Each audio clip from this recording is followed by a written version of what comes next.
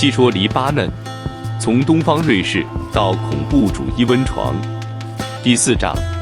被绑架的国家与终极魔王。1990年到2026年，这场长达15年的残酷内战，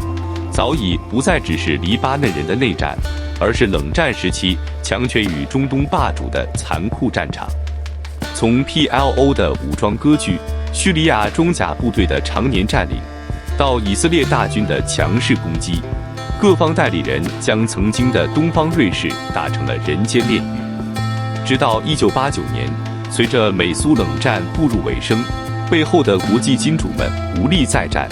黎巴嫩国内的各路军阀也终于打到了筋疲力尽。在沙烏地阿拉伯等国的斡旋下，各方签署了塔伊夫协定，决定放下武器，解散武装民兵。看起来和平似乎降临了，但黎巴嫩人很快就绝望地发现，他们只是刚赶走了一群狼，在废墟里却长出了一头真正的魔王。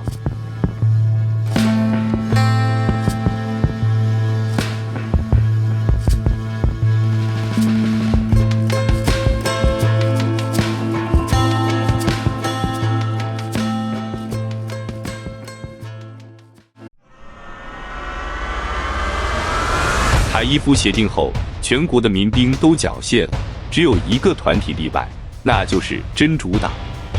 我们在另一集讲过霍梅尼如何夺权，而真主党就是霍梅尼输出革命最完美的作品。1980年代，霍梅尼直接派出伊斯兰革命卫队进入黎巴嫩贝卡谷地，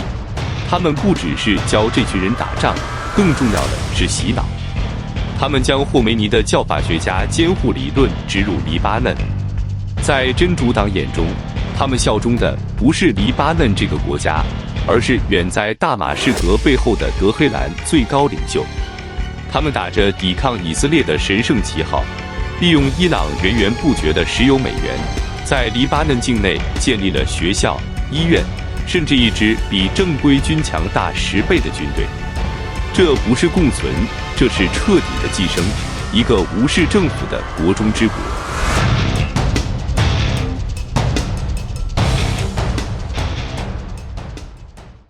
2005年，试图带领国家走向独立繁荣的前总理哈里里 （Rafik Hariri） 在贝鲁特街头被汽车炸弹暗杀身亡。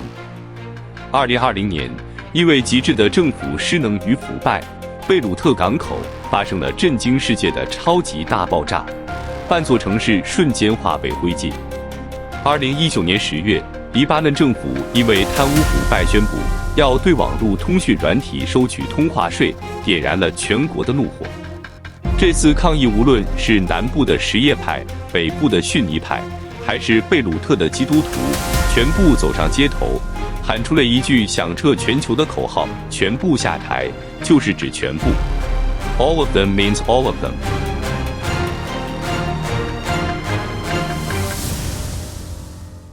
但这次长期与政府对立的真主党却派出黑衣暴徒，手持棍棒去街头殴打手无寸铁的抗议民众。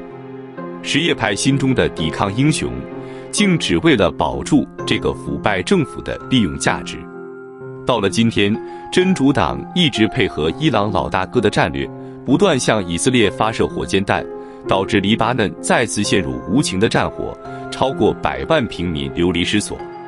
真主党能横行40年，除了伊朗的金援，最关键的还有邻国叙利亚。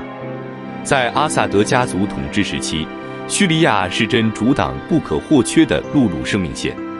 所有来自伊朗的飞弹与物资都必须经过叙利亚这条大动脉。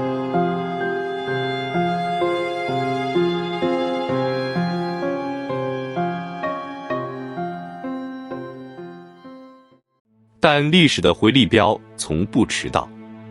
2024年底，长期庇护真主党的阿萨德政权土崩瓦解，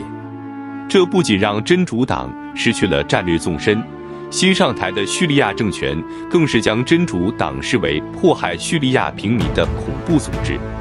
这条长达40年的生命线被叙利亚的新政权亲手斩断，而真正象征这真主党的终结发生在2026年3月。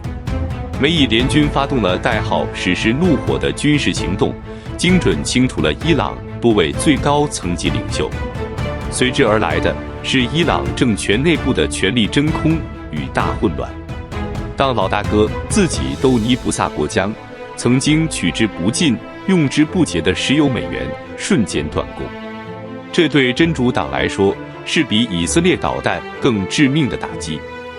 一个没有钱发薪水、没有钱维护军备，甚至连学校与医院都无法营运的组织，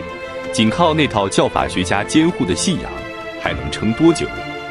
真主党这根曾经燃烧了40年的巨型蜡烛，正在这片战火焦土中渐渐熄灭。节目接近尾声，让我们再回头看看当年引发内战的那套6:5权力分配制度。虽然在1990年的塔伊夫协定已经将比例修改成了1:1，表面上是达成了平衡，但按宗教比例分赃国家的基本逻辑根本没有改变，仍然不是真正的民主。当年那些打内战的军阀，在停战后脱下迷彩服，换上西装，继续坐在国会殿堂里瓜分国家资源。只要黎巴嫩一天不放弃这种教派分赃的政治游戏，不愿意建立一个真正跨越宗教、以能力为本的现代公民社会，那历史只会再次轮回下一个引狼入室的故事，随时可能在不远处等着他们。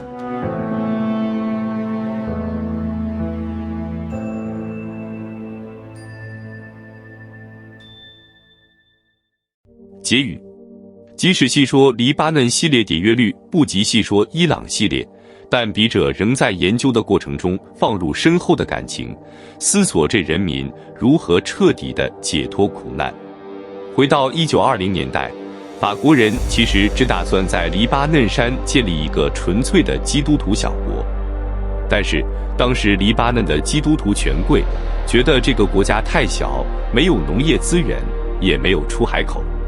于是他们要求法国人将北部的蒂黎波里、东部的贝卡谷地以及南部的领土强行划入版图，成立一个大黎巴嫩。他们确实就是为了建立天龙国，要底层穆斯林缴税种田，却无脑地硬生生吞下了一大批他们根本无法消化的穆斯林人口。贪婪的心所造下的业力，其实过不了2代人就已得到报应。推翻巴列维王朝的伊朗一代枭雄霍梅尼，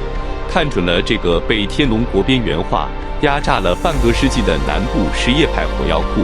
轻松地扔了一根火柴进去，让以色列及贝鲁特头疼半个世纪的真主党就被建立起来。这么多年来，也不乏有思想家提出解决方案，其中就有联邦制 federalism 的方案。基督徒领袖巴希尔、杰马耶勒和 Shir Jamal 说，既然我们无法跟穆斯林共存，那就把黎巴嫩切开，我们建立一个纯粹的基督徒迷你国家。但为什么这个方案没有实现呢？一是叙利亚的阿萨德政权不允许在他的边境出现一个亲西方甚至亲以色列的基督徒独立国；二是 PLO 和后来的真主党需要黎巴嫩这个主权国家的外壳作为他们的保护伞，因为如果他们独立成一个新国家，以色列和美国就可以毫无顾忌地对他们宣战。因此真主党需要绑架基督徒和整个贝鲁特作为他们的人肉盾牌。